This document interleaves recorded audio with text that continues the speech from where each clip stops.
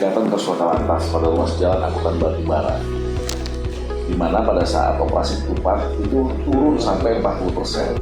Sebelumnya pada saat beroperasi angkutan batubara itu kejadian sampai 49 kasus dengan meninggal dunia 31 orang.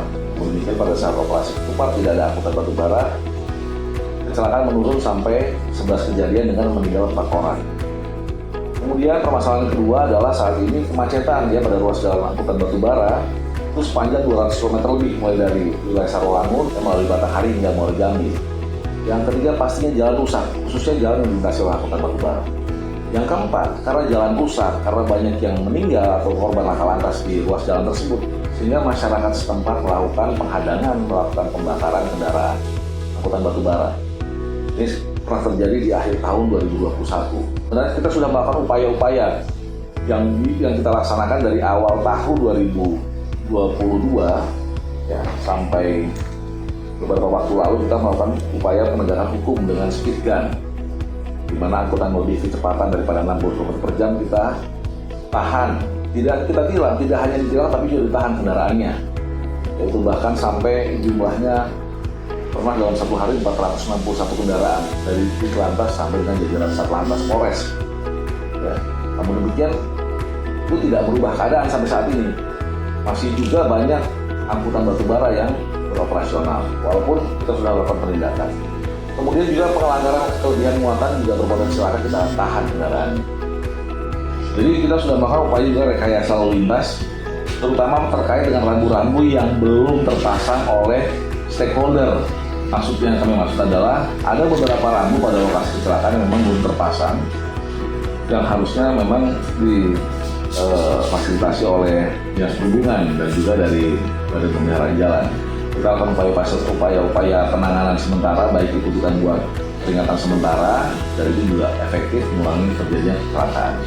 Kemudian juga yang paling penting adalah kita mendorong Gubernur Provinsi Jambi untuk mengeluarkan surat edaran terkait dengan pembatasan angkutan batubara, baik angkutannya maupun juga daripada pengambilan bahan material batubara itu sendiri.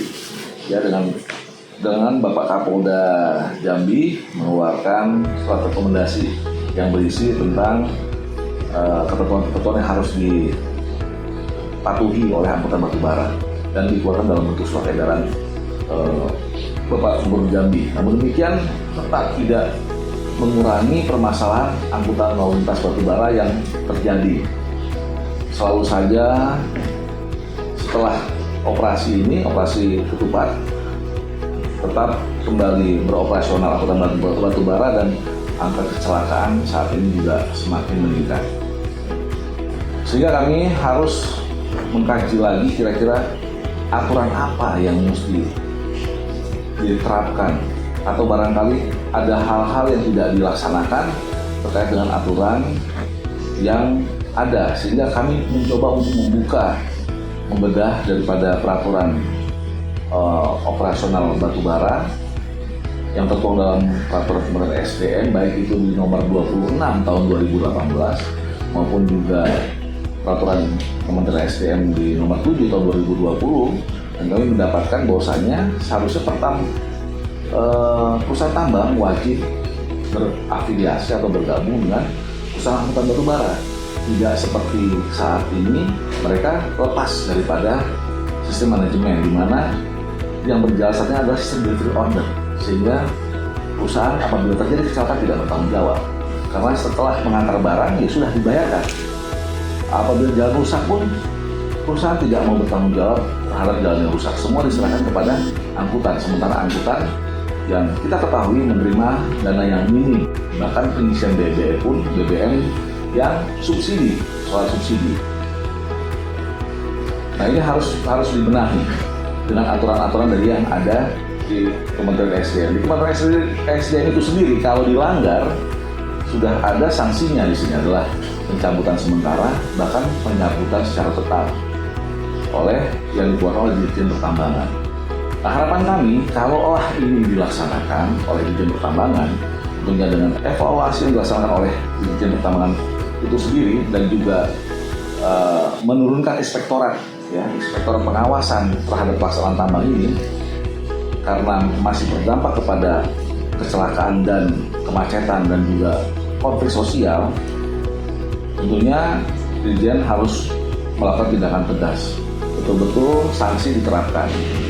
Kita di jalan menerapkan sanksi atau lalu lintas ESDM ya, dengan stakeholder tentunya, dengan pemerintah provinsi Jambi, dan kemudian dari Dirjen Pertambangan melakukan upaya pemberian sanksi apabila memang ini tidak dilaksanakan.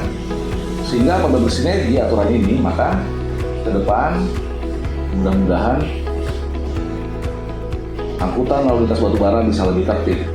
Sehingga hasil rapat kami dengan Pemprov Jambi mengeluarkan surat edaran yang pertama ya, terkait dengan angkutan batubara adalah kendaraan harus terafiliasi dengan sistem perusahaan tambang batubara. Itu ada di Kementerian SDM. Kemudian kendaraan harus dilengkapi dengan nomor lambung kendaraan.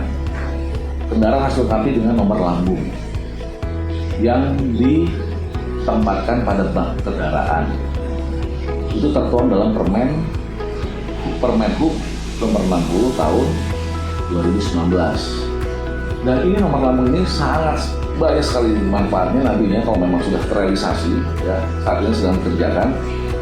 Kalaulah kendaraan angkutan batubara itu melanggar aturan, itu nomor lambung bisa menjadi barang bukti. Kalaulah dia melakukan kecelakaan kemudian tabrak dan melarikan diri, apabila ada saksi juga bisa menjadi satu informasi awal untuk pengungkapan kasus.